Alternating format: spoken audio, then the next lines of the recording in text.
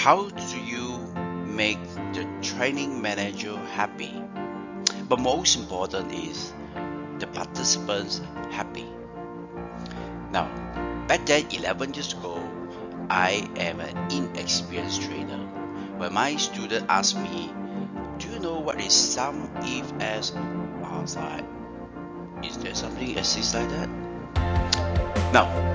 Now fast forward 11 years.